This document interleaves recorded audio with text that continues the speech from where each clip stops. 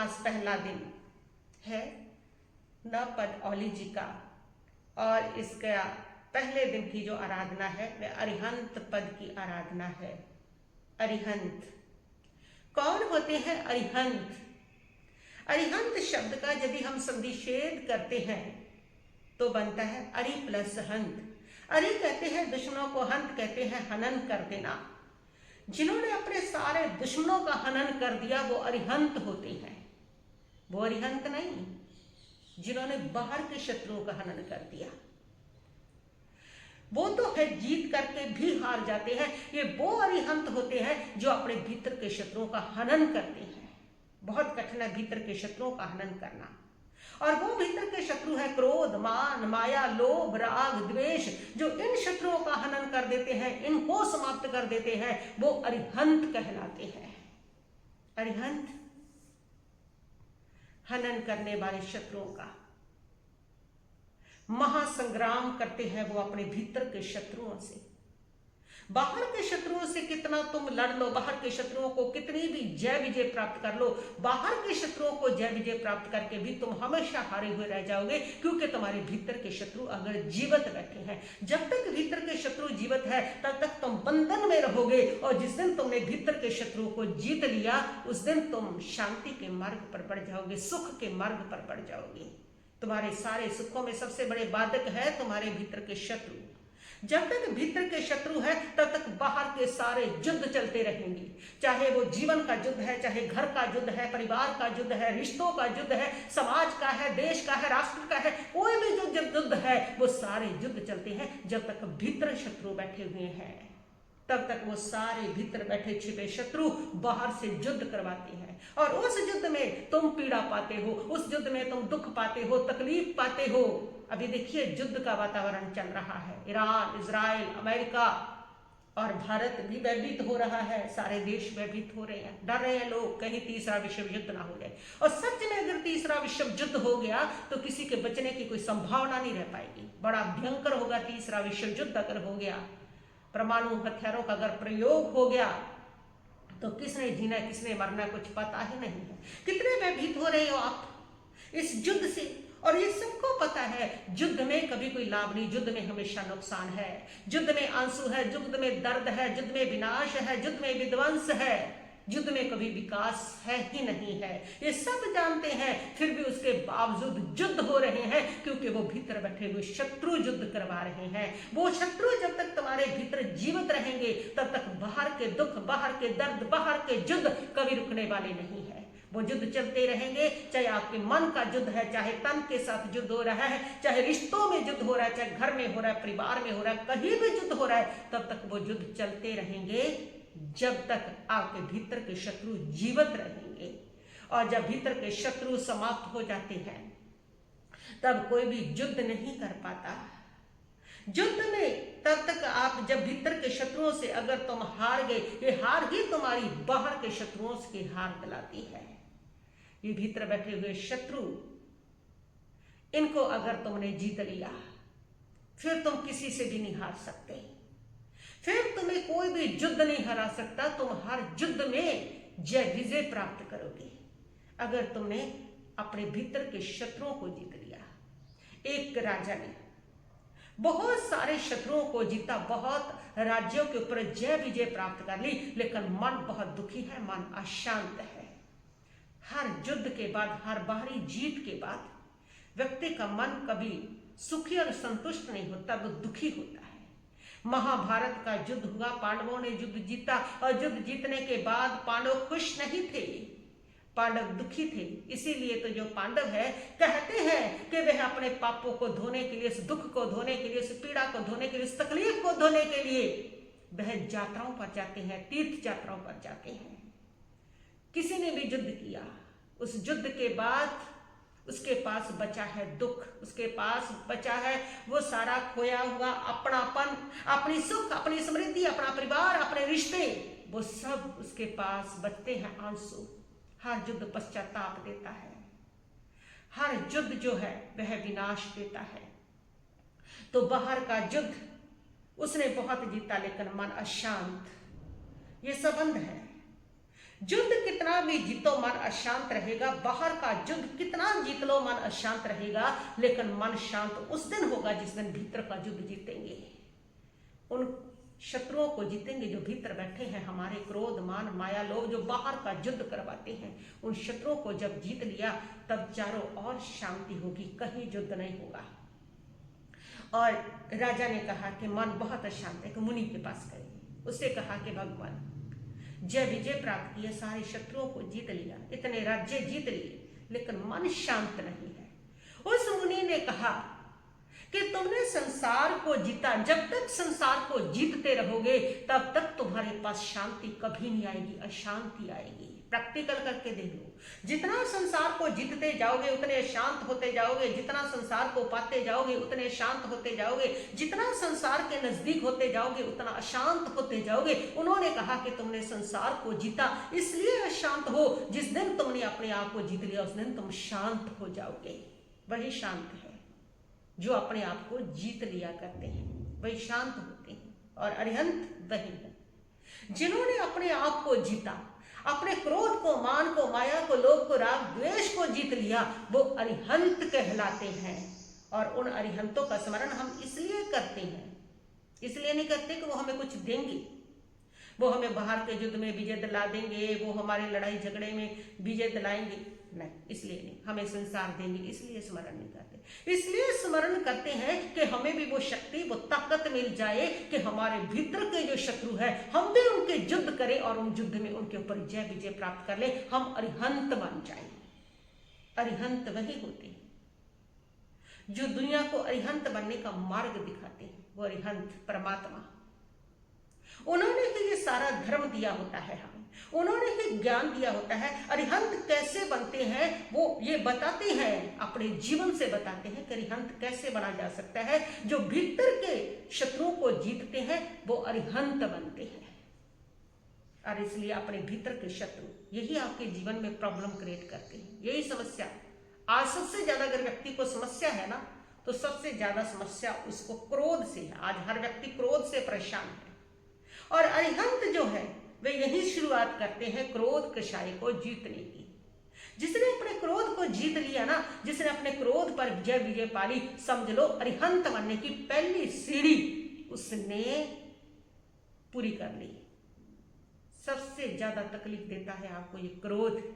क्रोध ही है जो आपको प्रॉब्लम क्रिएट करता है। क्रोध ही है जो आपको स्वास्थ्य को भी नुकसान पहुंचाता है। क्रोध ही है जो आपके रिश्तों में खटास भरता है, रिश्तों को तोड़ता है। क्रोध ही है जो आपसे अपराध भी करा देता है, क्राइम भी करा देता है। वो सारा क्रोध ही है। क्रोध में हमेशा विध्वंस है, क्रोध में हमेशा विनाश है।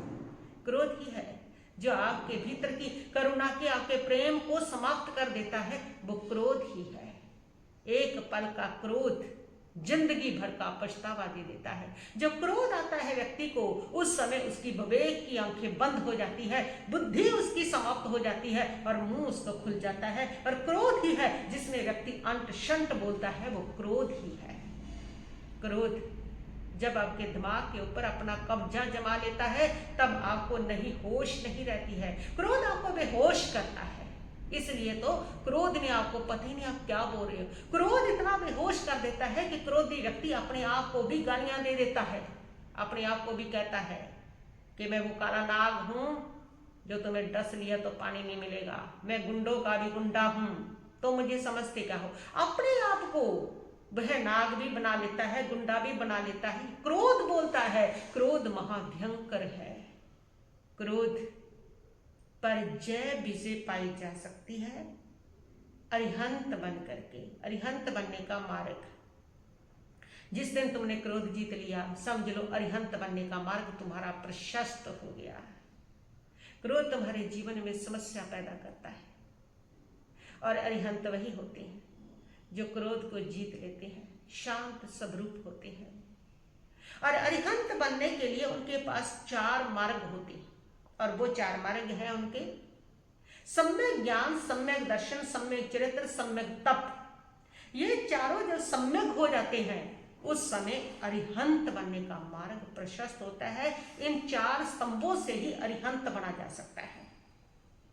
अरिहंत आपके भीतर भी प्रकट हो सकता है। हमारे अरिहंत प्रभु कहते हैं कि तुम भी अरिहंत बन सकते हो। ये जैन धर्म का सबसे बड़ा लोकतंत्र है, हर आत्मा को परमात्मा बनने की क्षमता देता है। सबसे बड़ा लोकतंत्र, तुम भी अरिहंत बन सकते हो। अरिहंत परमात्मा अपना आदर्श सामने रखते हैं कि कैसे तुम अरिहंत बन सकते हो, कैसे तुम अपने भीतर के क्षयों से युद्ध करके तुम अरिहंत बन सकते हो। और अरिहंत जब बन जाते हो, अरिहंत कैसे होते हैं, क्या महिमा होती है उनकी। अरिहंत सब जानते हैं लेकिन फिर भी मौन रहते हैं। अरिहंत सब देखते हैं लेकिन कोई प्रतिक्रिया नहीं, संभाव में रहते हैं। वो अरिहंत होते हैं जो सिर्फ जानते और देखते, कहीं दखलंदाजी नहीं, कहीं प्रतिक्रिया नहीं है। और जो दखलंदाजी करते हैं वो अरिहंत नहीं बन सकते। कितनी दखलंदाजी वाले लोग तो पिटते हैं, पिसते हैं। दखलंदाजी वाले लोग कभी शांत नहीं रह सकते।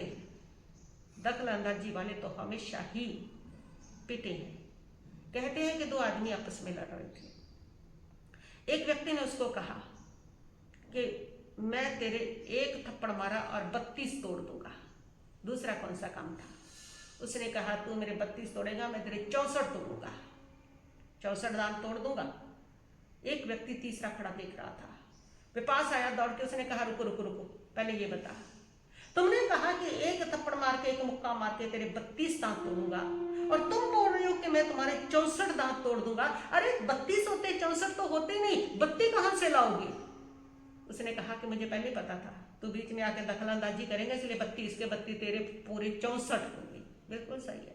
दखलंदाजी करने वाले हमेशा पिटते हैं, और शांति वही प्राप्त करते हैं, सुख वही प्राप्त करते हैं जो किसी में दखलंदाजी नहीं करते। दखलंदाजी करने वाले ही अपमान भोगते हैं, तिरस्कार भोगते हैं। मत दखलंदाजी करो किसी में। परमात्मा ने यही बताया, अरिहंत परमात्मा यही कहते हैं, क्यों किसी में दखलंदाजी करते हैं।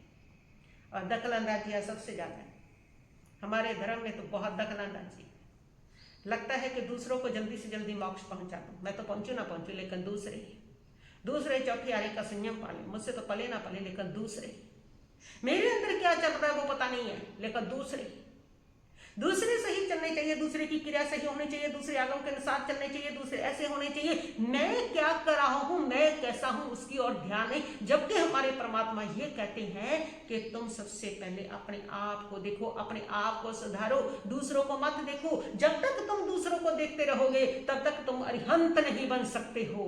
जब तक दूसरों को देखते रहोगे अरिहंत के मार्ग पर नहीं चल सकते हो। अरिहंत के मार्ग पर चलने का सबसे पहला रास्ता ही यही है कि स्वयं को देखो, अपने आप को देखो। जब अपने आप को देखोगे तब तुम्हें दिखेगा तुम्हारे भीतर बैठा हुआ वो क्रोध, वो मान, बेमाया, बेलोभ, बेराग, बेद्वेष, तब तुम्हें देखेगा। जब तक तुम दूसरों को देखते रहोगे तब तक दूसरे का दिखेगा, अपना नहीं दिखेगा। और जिस दिन अपने को देखोगे उस दिन वो अपना क्रोध, अपना मान, अपना माया, अपने लोभ, अपना राग द्वेष दिखेगा। और जिस दिन तुम्हें अपना वो दिख गया उस दिन तुम उनको जीतने का प्रयास करोगे, उनको निकालने का प्रयास करोगे। लेकिन आज तक हमने देखा ही नहीं है, हमने दूसरों का देखा है। दूसरों में कितना क्रोध, कितना मान, कितना राग, कितना द्वेष कर रहा है। हम हमेशा दूसरों को देखा है, दूसरे कितने गलत चल रहे हैं, दूसरे क्या कर रहे हैं, दूसरों को देखा है। और जो दूसरों को देखते हैं वो अपने आप को नहीं देख पाते। जो अपने को देखते हैं वो कभी दूसरों को नहीं देखते। अरिहंत परमात्मा अपने को देखता है, इसलिए उन्होंने कभी दूसरों को नहीं देखा। और हम हमेशा दूसरों को देखते हैं, इसलिए कभी अपने आप को नहीं देखा। इसीलिए अरिहंत परमात्मा को कहना पड़ा कि पहला अरिहंत बनने का मार्ग है अपने को देखो, दूसरों को मत देखो। और अपने को देखेंगे तभी अपना कषाय पता पड़ेंगे, कहाँ क्रोध बैठा है, कहाँ मान, कहाँ माया। जब पता पड़ेगा तभी उसको निकालने का प्रयास करोगे। जब तक पता ही नहीं तो निकालोगे भी कैसे। तो यही साधना है अरिहंत बनने की। पहला पद अरिहंत हमें यही समाधान दे रहा है। अगर आपके जीवन में, आज के समाज में, आज के समय में क्रोध बढ़ रहा है तो अरिहंत पद की साधना कीजिए, अरिहंत का स्मरण कीजिए। वो अरिहंत का स्मरण आपके क्रोध को, आपके क्षयों को शांत करेगा। आपके जीवन में अगर क्षय ज्यादा है, अरिहंत की आराधना कीजिए। अरिहंत की आराधना आपके क्षयों का शमन करेगी। आपके क्षयों को समाप्त करेगी। जिस समय आपको क्रोध आया है, प्रैक्टिकल है, जिस समय आपको क्रोध आ रहा है उस समय 10 सेकंड के लिए चुप हो जाएं और मन में बोले, मैं अरिहंत का भक्त हूँ, मैं अरिहंत का भगत हूँ। और जिस समय आपको क्रोध आ रहा है उस समय नमो अरिहंतानम इसका स्मरण करें और ये सोचें, ये ध्यान करें कि अरिहंत परमात्मा कैसे होते हैं, उनमें संभाव होता है। कैसी भी स्थिति हो वो क्रोध नहीं करती, मैं उन्हीं का भक्त हूँ, इसलिए मैं क्रोध नहीं करूँगा। जब आपको क्रोध आता है उस समय आप वहाँ का स्थान चेंज कर सकते हैं, उल्टी गिनती कर सकते हैं, ठंडा पानी पी सकते हैं, इस प्रकार अपने क्रोध को शांत कर सकते हैं। लेकिन सबसे बड़ी है अरिहंत पद की आराधना। और इस दिन अरिहंत पद की आराधना कैसे करते हैं? इस दिन एंगल किया जाता है, इसका रंग भी दिया है, सफेद रंग का जो अनाज है वो खाना है, चावल है, फूलें हैं, जो भी सफेद रंग की है तो वो खाने। सफेद रंग इसका प्रतीक है, सफेद रंग शांति का प्रतीक है, पवित्रता का प्रतीक है, सुरक्षा का प्रतीक है। सफेद रंग तो अरिहंत की आराधना करने से आपके भीतर शांति उतरती है, पवित्रता आती है और आपके भीतर सुरक्षा बढ़ती है। इसलिए अरिहंत पद आपके क्रोध का समाधान है।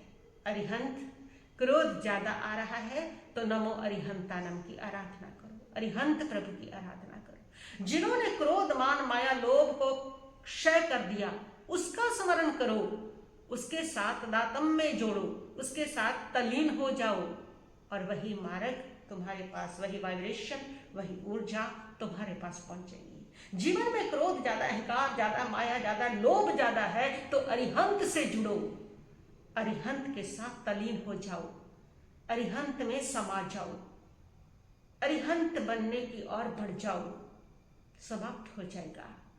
अरिहंत का जाप करो, नमो अरिहंतानम। जैसे क्रोध आए नमो अरिहंतानम, नमो अरिहंतानम, नमो अरिहंतानम, मैं अरिहंत का भक्त हूँ, मैं अरिहंत का भक्त हूँ। बस इतना स्मरण करें, आपका क्रोध रुकने लगेगा। जिसके साथ हम तल्लीन हो जाते हैं, जिसके साथ हम एकात्मता को साध लेते हैं, जिसके साथ हम तादात्म्यता को साध लेते हैं, वैसे ही स्वरूप हमारा हो जाता है।